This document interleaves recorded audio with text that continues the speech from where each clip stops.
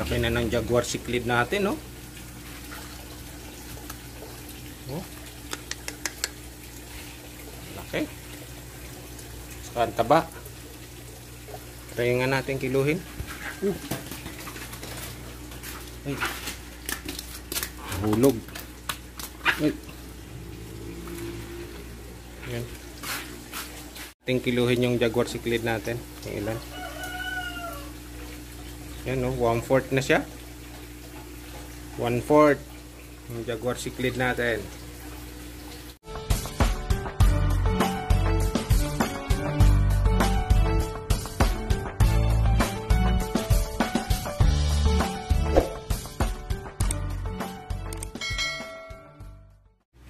Isang pinagpalang umaga na naman mga kagaya. So ang gagawin natin ngayon, maglilipat ako ng mga isda doon sa kabilang pond. Idadagdag natin dito sa ating isang fish pond na maliit. Kasi nga kailangan natin ng mas maraming isda kasi nga mas marami na tayong halaman. Para ito dalawa na yung sinusuplayan ng ating filter, yung isang aquaponics doon, saka itong aquaponics na rin to. So ililipat natin yung mga isda ngayon. Jaguar cichlid saka Maida cichlid yun, yung mga anak dati. So ililipat na natin siya sa dati nilang pinanggalingan. So mas maganda madami tayong isda kasi mas kailangan natin ng mas maraming nutrient kasi marami na tayong tanim na halaman. So ito na yung mga halaman na nangangailangan ng additional nutrient sa ating mga sa ating aquaponics.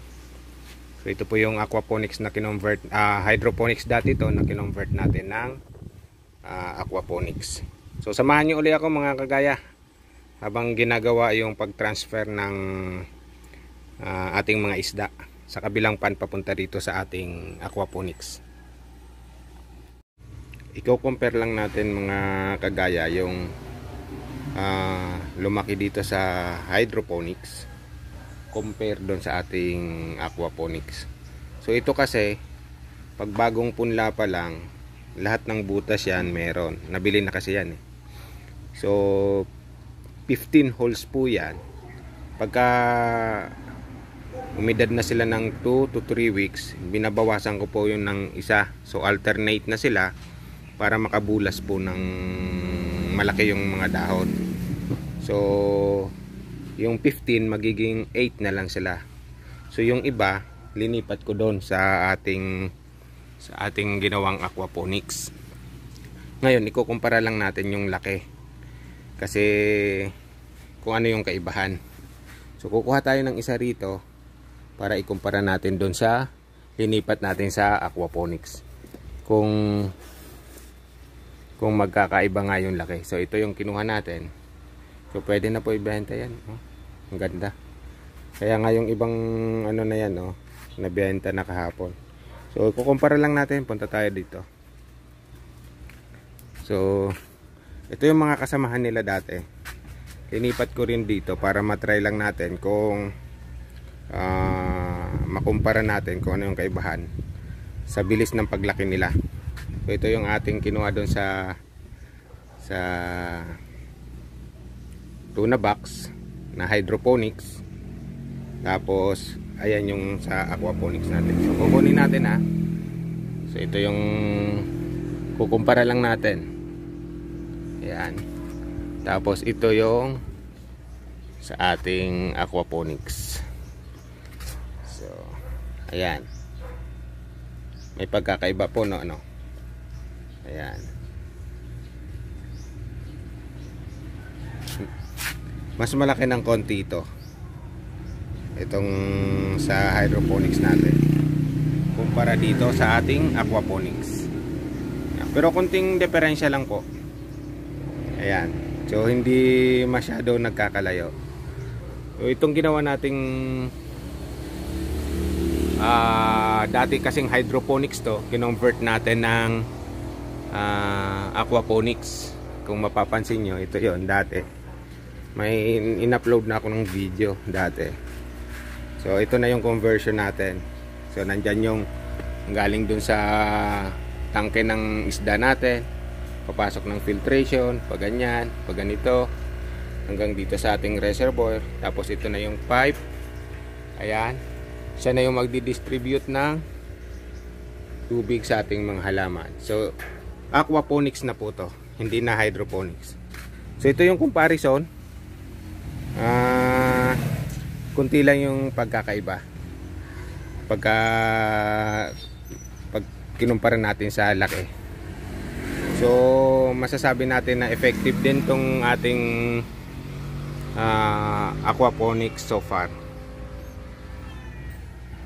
So ito yung mga anak ng ano natin, Midas cichlid saka Jaguar cichlid. Ayan, malalaki na. Dati yung nakalagay dito ay yung alaga nating ulang, pero hindi tayo successful sa ulang. So tinanggal natin yung ulang, linagay natin yung mga, ito ay mga anak ng alaga nating isda rito. Ayan, anak na po yan. Tinanggal natin yan dati, linagay natin doon yung mga anak nito. Ngayon malalaki na yon, ibabalik natin uli siya rito.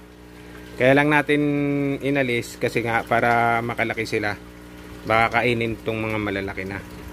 So ang reason naman kung bakit natin ibabalik dito, gawa ng kailangan natin ng mas madaming isda rito. Kasi nga yung dati nating hydroponics, ito dating hydroponics, kinonvert na natin siya ng aquaponics.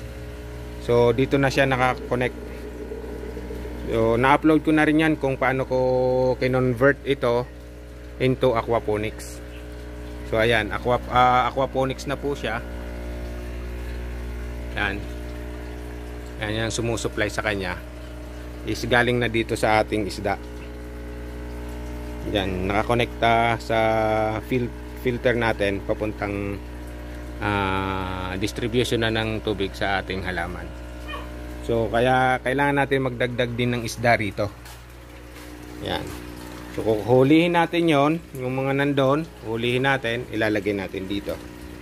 Then pag naalis natin siya, so itong space na to, ang ilalagay natin dito is yung Australian red claw natin na crayfish. So dito kasi meron na tayo mga alaga natin dito, malalaki na yung freshwater lobster natin. Tapos may mga buntis na. Kukuha tayo ng kahit 2 buntis at ilalagay natin doon para dumami na sila. Mapaparami natin yung crayfish natin. So hindi pa tayo nagbebenta ng ating mga alagang freshwater lobster. Marami na po siya, malalaki na. Kaya lang hindi pa ako nagbebenta. Gusto ko pa magparami, saka ako magbebenta. So pinaparami ko pa sila para mas maganda pagka madami na yung saka na ibebenta. Hindi lang natin makita ngayon kasi pag umaga nakatago sila sa kanilang mga hides. Sa gabi active yan. So pag gabi naglalabasan sila rito. So hulihin na natin yung mga isda dito. Mailipat na natin sa Ayan. Ayun, malalaki na oh. Tingnan natin kung gaano nakalaki. Gagamitin natin to doon sa ating hydroponics. Ayan. Ito po ay Jaguar cichlid. Laki na oh.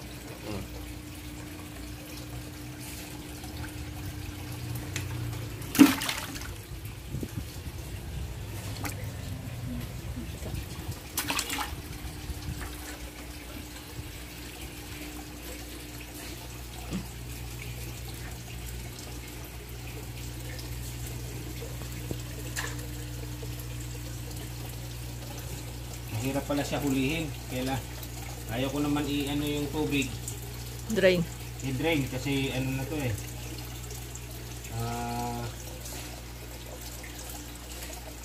Hindi ako nagpapalit ng tubig.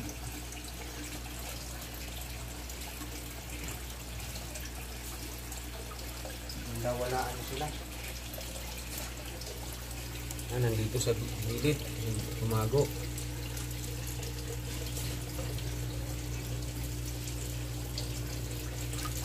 Ito naman yung Maida Cichlid. Yung kulay dilaw na pula. Dilaw na pula. Pag lumalaki parang pula siya, yung orange.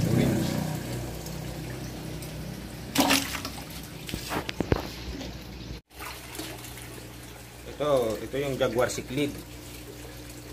Naitanong natin to sa mga nag-alaga ng isda. Napakasarap daw nito. Para siyang lapu-lapu. Lapu-lapu na tilapia ang itsura. Ito yung anak din niya, oh. Laki, oh. Taba. Taba, oh. Halos nasa isang palad na rin, oh.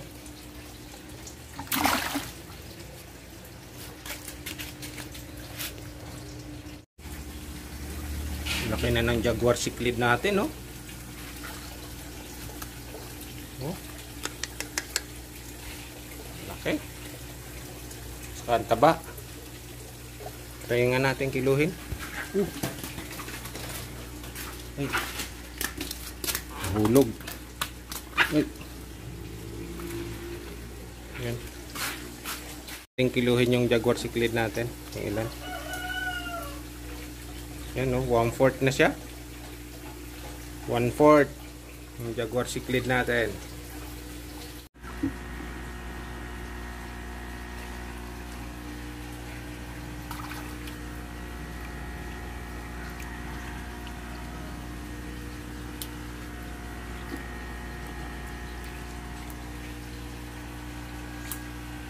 Ayan, nailipat na natin yung mga isda doon sa kabilang pond. Ayan. So, madami na sila ngayon. Yun yung kailangan natin ngayon. Mas madaming isda, mas maganda kasi nga kailanganin natin yan sa ating mga halaman.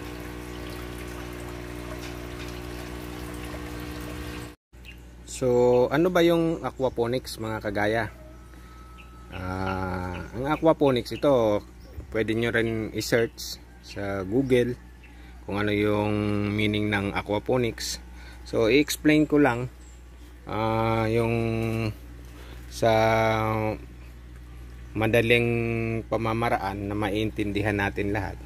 So ang aquaponics po ay yung pag-aalaga ng isda, and then yung napoproduce na dumi ng ating isda, yun yung ginagawang pataba ng ating mga halaman. So hindi po yung dumi mismo ng isda ang magiging pataba ng ating halaman. So kailangan natin ng filter. Pinifilter po natin yan kasi yung dumi ng isda is ammonia po yan. Hindi rin po maganda sa ating halaman. So kailangan natin ng magandang filtration para yung ammonia ma-convert sa nutrient ng ating halaman. So kailangan natin ng mga beneficial bacteria. So kaya ang ating filtration pag aquaponics, mayroon po tayong biofilter. So yung biofilter, doon naninirahan yung ating mga beneficial bacteria na kino-convert yung ammonia into a nutrient ng ating mga halaman. So itong filtration natin, meron niyang biofilter na pinaninirahan ng mga beneficial bacteria. So ganun nun po yun, ang simple operation ng ating aquaponics. Pwede nyo rin po i-search sa Google kung ano yung meaning ng aquaponics. Pero para maintindihan, ganun lang po yun, kasimple, hindi mahirap intindihin. Ang kagandahan ng aquaponics, dalawa po yung nating na-harvest. Yung ating alagang isda, and of course syempre yung ating tanim na halaman. Yan, yun yung na-harvest natin. Ang mahirap din dito kasi tatlo yung inaalagaan natin. Bakit ko nasabing tatlo? Kasi isda and ating halaman. Yung pangatlo is of course yung ating mga beneficial bacteria. So kasi pagka wala rin yung beneficial bacteria, useless po yung ano natin. Useless po yung aquaponics natin. Hindi po tayo magsasucess doon. So kailangan din natin mabuhay yung mga beneficial bacteria dito sa ating aquaponics. Yun lamang po mga kagaya. Naway may natutunan naman kayo ulit dito sa aking video dito sa episode na to. At kung nagustuhan nyo po, pa-like and share, and subscribe na rin po sa aking YouTube channel para and i-hit the notification bell para lagi po kayong updated sa mga ina-upload kong video. Muli, maraming salamat mga kagaya. Ingat po tayong lahat.